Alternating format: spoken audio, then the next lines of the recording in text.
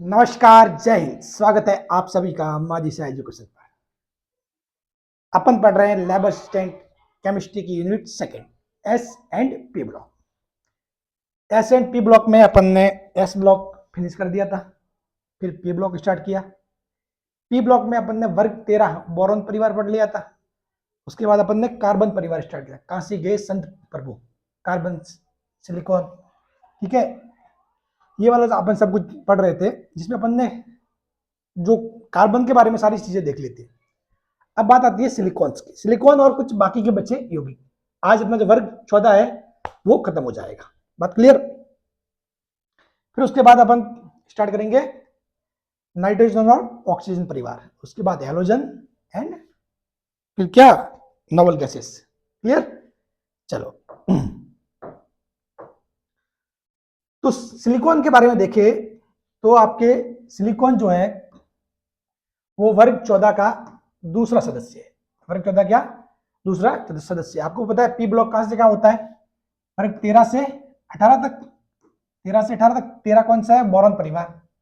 जो 14 है वो कौन सा, कार्बन परिवार। ठीक है, ऐसे होता है चीजें। बात क्लियर। चलो, फिर 15, 16, 17, ये क्या, ये आती है नोबल गैसेस। ठीक है, ये क्या आता है यहाँ पर, हैलोजन। फिर कल 12 एंटी। ठीक है, ये क्या आता है, ऑक्सीजन, नाइट्रोजन। ये सारे, तो ये सारी किस्में आते पी ब्लॉक में। पी ब्लॉक में वर्ग जो 14 है, वर्ग 14 का दूसरा सदस्य क्या है, सिलिकॉन है। दूसरा सदस्य क्या है, सिलिकॉन। आपको पता है जो आवर्त सारणी होती है, इसमें टोटल क्या, टोटल 18 वर्ग होते हैं और 7 क्या होते हैं, आवर्त होते हैं। क्लियर। चलिए, अब इसका जो सिलिकॉन है, इसका जो एटॉमिक नंबर है वो कितना होता है, 14। कितना होता है, 14। सिलिकॉन का एटॉमिक नंबर कितना होता है, 14, 14। आपको 30 तक तो माइंड में याद रखने। मैंने जब ये जो आवर्त सारणी स्टार्ट की थी तब मैंने आपको पहले बताया कि 30 तक तो आपको पूरा लाइन सर एकदम से जुबान पे आने चाहिए पूरे पूरे। ठीक है ना, 30 तक तो लगातार सीक्वेंस है।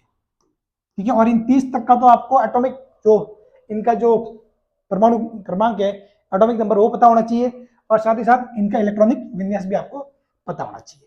ठीक है, मैंने सब कुछ बता रखा है, मेरे पीछे की क्लासेस आप देख लेना। ठीक है ना, कोई भी डायरेक्ट इस क्लास को देखने नहीं आया, ये मैं पहले बता देता हूँ। ठीक है ना, इस केमिस्ट्री की जो भी है अपने चैप्टर, इनमें डायरेक्ट मेरी किसी भी क्लास पे आप जंप नहीं करें, आपको समझ में नहीं आएगा, क्योंकि चीजें बेसिक से स्टार्ट की हुई है और बेसिक में जो चीजें बता दी उसको बार बार रिवाइज नहीं किया जा सकता। बात क्लियर।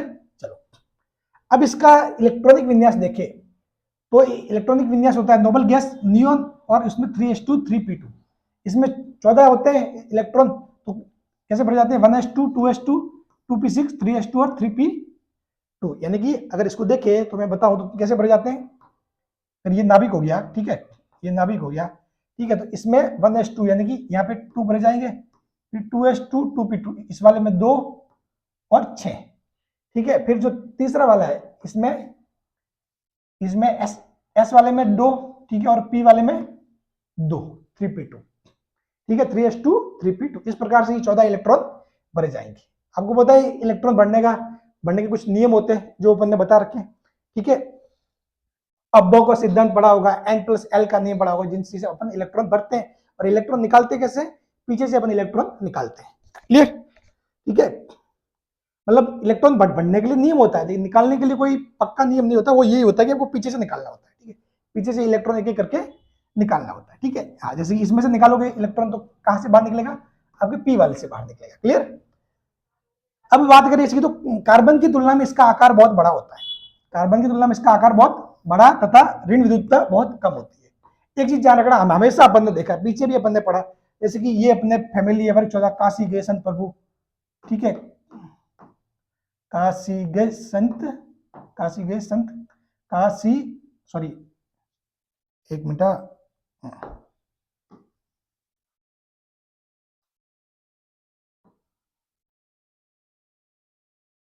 काशी गए जर्मेनियम, स्टेन और लेड। ठीक है, तो काशी गए संत प्रभु, तो इसमें देखोगे ना आप, तो इसमें ये जो फर्स्ट होता है ना, फर्स्ट वाला, सभी में देख लो, सभी में, किसी भी फैमिली में देख लो, जैसे कि बोरॉन परिवार में देखोगे, वो बोरॉन बाकी के सबसे अलग होता है। ठीक है, इसी प्रकार इस वाले में देखोगे तो कार्बन सबसे अलग होता है, इसका व्यवहार सबसे अलग होता है। ये चीजें अपन ने बातें की है, ठीक है। जैसे कि लिथियम था तो उसमें लिथियम सबसे अलग था, ठीक है। तो ये चीजें ध्यान रखना हमेशा। तो इसका व्यवहार इन सभी से अलग होगा। और देखो तो इसीलिए कार्बन की तुलना में इसका आकार बहुत बड़ा होता है। जैसे कि सिलिकॉन का आकार कार्बन की तुलना में बहुत बड़ा होता है, एकदम से आकार बढ़ जाता है। आपको पता है ऊपर से नीचे जाओगे तो आकार बढ़ेगा, लेकिन ये आकार एकदम से बढ़ जाता है, ठीक है। काशी गए संत प्रभु, क्लियर। चलो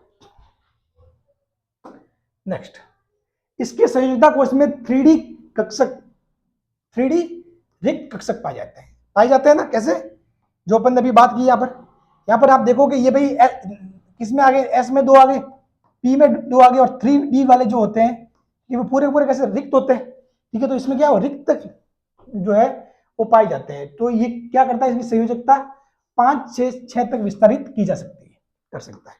बात क्लियर। दूसरा मेन बात ध्यान रखना, ये मुक्त अवस्था में नहीं पाया जाता। सिलिकॉन कभी भी मुक्त अवस्था में नहीं पाया जाता। ये आपको मुख्यतः 2 रूपों में पाया जाता है, या तो सिलिका के फॉर्म में मिलेगा या फिर सिलिकेट के रूप में पाया जाता है। या तो सिलिका की फॉर्म में मिलता है या फिर सिलिकेट की फॉर्म में मिलता है। ये मुक्त अवस्था में नहीं पाया जाता, क्लियर। सिलिकॉन जल प्रतिकर्षी है। जल प्रतिकर्षी मतलब जल में घुलते नहीं है, मतलब ये समझ लो, ठीक है। रासायनिक रूप से अक्रिय है। रासायनिक रूप से क्या है, अक्रिय। रासायनिक रूप से क्रिया नहीं करते। सामान्य तापनीय विद्युत के कुछ चालक है। वैसे तो सिलिकॉन और जर्मेनियम आपको पता हो तो ये दोनों क्या, अर्धचालक है। क्या है, अर्धचालक। तो सिलिकॉन भी है, तो जो अर्धचालक की तरह व्यवहार रियल में कब करते हैं, जब उनमें कुछ अशुद्धि वगैरह मिला देते हैं, फिर वो चालक की तरह व्यवहार कर चालक बन जाते हैं, ठीक है ना। और रूम टेम्परेचर पर देखें इनको, बिना कोई अशुद्धि मिलाए, तो ये क्या होते हैं, सामान्य ताप पर विद्युत के कुचालक है। सामान्य ताप पर विद्युत के कुचालक है, ठीक है ना। बाकी आप तो पता है, जब अपन फिजिक्स में वगैरह अर्धचालक का चैप्टर पढ़ेंगे तो सिलिकॉन और जर्मेनियम को अच्छे से पढ़ेंगे, ठीक है। उसमें अपन कुछ अशुद्धि मिलाएंगे, पी टाइप की अशुद्धि, एन टाइप की अशुद्धि, ठीक है ना। तो उसके बाद वो अशुद्धि मिलाने के बाद वो किस तरह का व्यवहार करते हैं, वो अर्धचालक बन जाते हैं, वो चालक की तरह व्यवहार करते हैं, ठीक है ना। बाकी जो शुद्ध मतलब होते हैं, शुद्ध रूप से अगर सिलिकॉन लोगे, शुद्ध शुद्ध सिलिकॉन, तो शुद्ध सिलिकॉन सामान्य ताप पर क्या होता है, विद्युत का कुचालक होता है। तो ध्यान रखना इस बात को लेकर, कंफ्यूज मत होना कि सर आपने कुचालक लिखा हुआ, वो तो अर्धचालक होते हैं, ठीक है। वो अर्धचालक तब होते हैं जब वो एक तो रूम टेम्परेचर नहीं होता, दूसरा मतलब ये जो है कि उनमें कुछ अशुद्धियां मिलाते हैं, उसके बाद वो अपने काम में आते हैं, ठीक है, जो भी अर्धचालक युक्तियां होती है उनमें। अब बात करते हैं सिलिकॉन के कुछ यौगिक की। सिलिकॉन के कुछ यौगिक की बात करते हैं। सिलिकॉन के यौगिक में देखोगे तो मैंने बताया कि सिलिकॉन है वो आपके 2 चीज रूपों में पाए जाते हैं, एक तो सिलिकेट या सिलिका की फॉर्म में पाया जाता है, ठीक है। तो एक होता है सिलिकेट। तो सिलिकेट क्या होता है, सभी सिलिकेटों की आधार इकाई SiO4, ये ध्यान रखना, ये बहुत बार पूछा भी जाता है। सभी सिलिकेटों की आधार इकाई जो है SiO4 यानी कि एक सिलिकॉन और 4 ऑक्सीजन के ऋण आयन मिलके बनते हैं, ठीक है। इसमें सिलिकॉन है वो sp3 संग्रहित होता है। क्या होता है, सिलिकॉन जो होता है वो sp3 संग्रहित होता है। सिलिकॉन का संकरण कैसा होता है, sp3। ये बात ध्यान रखना, पूछा जा सकता है कि सिलिकेट में जो है सिलिकॉन का संकरण क्या होता है, वो होता है sp3 संकरण, क्लियर। ये 4 ऋण आवेशित ऑक्सीजन परमाणु के साथ 4 सहसंयोजक बंध बनाता है। किस प्रकार का बंध बनाता है, सहसंयोजक बंध। ऋण आयन की आकृति चतुष्फल की होती है, ऐसा होता है, ऐसा होता है, ठीक है। ये होता है सिलिकेट, ये पूरा क्या होता है, सिलिकेट होता है, ठीक है। इसमें इस सिलिकॉन से 4 ऑक्सीजन वाले ऋण आयन वो जुड़े हुए रहते हैं, ठीक है ना। अब बिल्कुल ये बिल्कुल ऐसे होता है, मतलब ये समझ लो O-O-O-, फिर ऐसे ऊपर ऊपर ऐसे सिलिकॉन आता है, फिर इस प्रकार से इसकी जो आकृति बनती है वो कैसी कैसी बनती है, चतुष्फलक की बनती है। आकृति कैसी बनती है, चतुष्फलक की, यानी कि 4 पार्श्व ऐसे हो ना, एक भाग, 2 भाग, 3 भाग ऐसे, चौथा भाग नीचे ऐसे, तो 4 टाइप से चतुष्फलक की आकृति बनती है जो सिलिकेट होते हैं उनकी। इसमें सिलिकॉन का sp3 संकरण होता है, सहसंयोजक बंध होता है। ये सारी बातें आप ध्यान रखना, ठीक है। जो मैं नोट्स में लिखवा रहा हूं ना, आपको बस यही फॉलो करना है, इसके अलावा और कोई चीज फॉलो करने की काम नहीं है। उसके अलावा जो मैं आपको क्वेश्चन शेयर करूंगा, जो मैं प्रैक्टिस क्वेश्चन करेंगे, उनमें कुछ कॉन्सेप्ट आएंगे, उनको ध्यान रखना बस। बाकी उसके अलावा आपको कहीं पर भी ज्यादा ऊपर नीचे करने की जरूरत की चीजें नहीं है, ठीक है ना। जो है इसको आप ढंग से पढ़ लोगे ना, मोर देन सफिशिएंट है, क्लियर।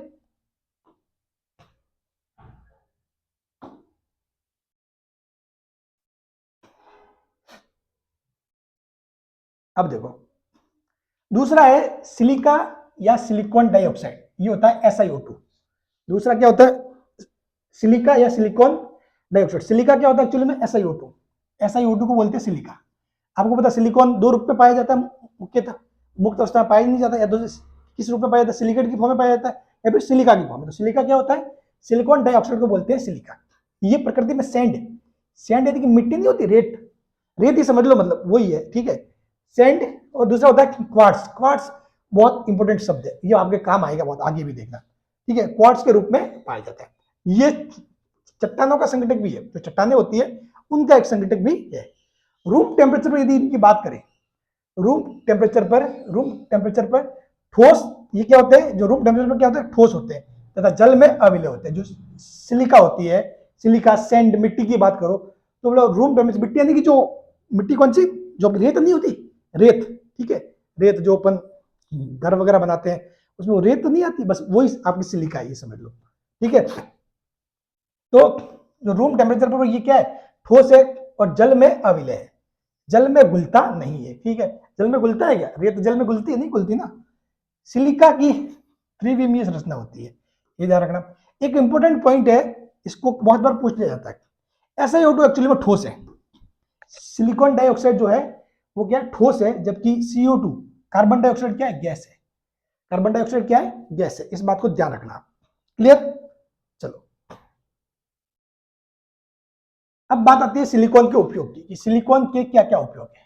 सिलिकॉन के क्या क्या उपयोग है, सभी मौसम में स्नैक के रूप में, सभी मौसम में स्नैक के रूप में। स्नैक यानी कि जो चिकनाट के लिए अपन काम में लेते हैं ना, जो जो मशीनें वगैरह होती है उसमें स्नैक के लिए काम में लिया जाता है।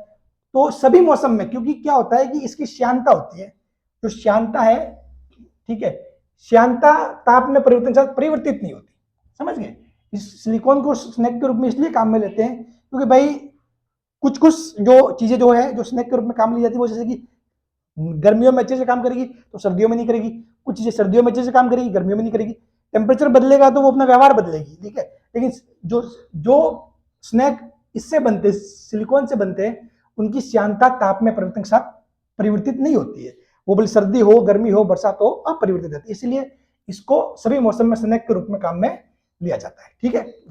स्नैक काम में क्यों लेते हैं, ताकि जो घर्षण होता है उस घर्षण को कम किया जा सके। बात क्लियर होगी, चलो। दूसरा पॉइंट है अर्धचालक के रूप में। आपको पता ही है, दो फेमस अर्धचालक तो अपने है ही है, सिलिकॉन एंड जर्मेनियम, ठीक है। ये दोनों क्या है, अर्धचालक के रूप में काम में लिए जाते हैं। आगे अपन वही पढ़ेंगे, अपने जो पूरी जो फिजिक्स के अंदर जो अर्धचालक वाला जो चैप्टर है वो सिलिकॉन और जर्मेनियम के आसपास ही घूमता है। क्लियर, चलो। सिलिका को एक इंपॉर्टेंट पॉइंट, ये भी बहुत मस्त पॉइंट है, ठीक है, ये और ये बहुत ही, मतलब मैं आपको इसका मस्त एग्जाम्पल भी दूंगा। सिलिका को क्वार्ट्ज के रूप में दाब विद्युत पीजो इलेक्ट्रिक पदार्थ बनाने में प्रयुक्त किया जाता है।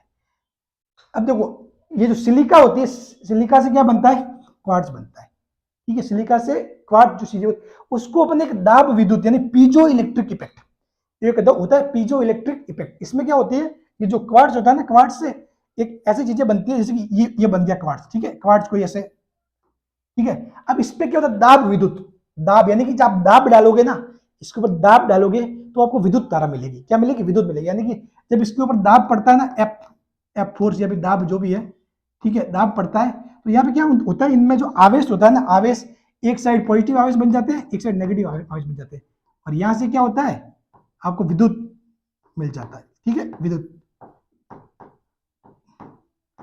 ठीक है, यहां से आपको विद्युत की प्राप्ति होती है। मतलब तो इसका उपयोग कहाँ कहाँ करते हैं, आपने देखा होगा, जो सड़क होती है, सड़क वगैरह, तो उनमें रोड की साइड में लगा देते हैं। जैसे कोई व्हीकल उनके ऊपर से निकलता है, एकदम से दाब पड़ता है, ऐसे दाब पड़ेगा ना, तो उसने इसमें विद्युत ऊर्जा उत्पन्न होगी। क्या उस दाब को किसमें बदलता है, विद्युत ऊर्जा में। समझ गए, ये क्वेश्चन पूछा भी जा सकता है कैसे भी, ठीक है। जो पीजो इलेक्ट्रिक इफेक्ट होता है उसमें क्या होता है, दाब को विद्युत ऊर्जा में बदला जाता है। जैसे ही दाब पड़ता है, एक साइड पॉजिटिव चार्ज बन जाते हैं, एक साइड नेगेटिव चार्ज बन जाते हैं, और ये बैटरी की तरह व्यवहार करता है। समझ गए, ये वोल्टेज उत्पन्न करता है। क्या करता है, वोल्टेज उत्पन्न करता है। तो आपको विद्युत, और आपने देखी भी होगी वीडियो भी, आजकल कुछ रील वगैरह भी ऐसी बताते हैं कि जापान में ऐसा हो रहा है, चाइना में ऐसा हो रहा है, कहीं पर जैसे कि बहुत जहाँ भीड़ भाड़ होती है, जहाँ पर लोग चलते हैं, उनका मूवमेंट होता है, तो उनकी जो दाब है उनका जो दाब पड़ता है उसको, उससे वो क्या करते हैं, विद्युत ऊर्जा उत्पन्न करते हैं। वहां पे लगा देते हैं, जैसे लोग चलेंगे दाब पड़ेगा तो एकदम से ये जो इक्विपमेंट लगा होगा वो विद्युत ऊर्जा उत्पन्न करेगा। समझ गए? तो ये पीजो इलेक्ट्रिक इफेक्ट बहुत काम का है। अगर आप हायर स्टडी के लिए जाओगे, आगे पढ़ोगे, ठीक है, तभी पीजो इलेक्ट्रिक मतलब अपने आप में एक बहुत चैप्टर है, बहुत बड़ा, ठीक है ना। हाँ, पीजो इलेक्ट्रिक पदार्थ बताने में तो ये हो गया, मतलब दाब से विद्युत, सिंपल सी थ्योरी। ये आप इतना समझो कि सिलिका से एक चीज बनाई जाती है क्वार्ट्ज, इस क्वार्ट्ज को इसमें लगाया जाता है, ठीक है, वो क्या करती है, दाब को विद्युत में बदलता है, दाब को विद्युत में बदलता है। क्लियर? फोर्थ नंबर है कांच के निर्माण में। 4 नंबर पे आता है, क्या आता है, कांच के निर्माण में। किसके? कांच निर्माण, ठीक है ना। जो कांच के निर्माण में भी क्या किया जाता है, इसका सिलिकॉन्स का उपयोग किया जाता है। कैसे होता है, इसके सिलिकॉन के जो है, इनके मतलब सिलिकेट और बोरेट जो चीजें होती है उनको मिला के मतलब ये कांच बनाए जाते हैं। क्लियर? चलो, कुछ महत्वपूर्ण यौगिक और इनके बारे में भी अपन देख लेते हैं। एक चीज आती है सिलेन।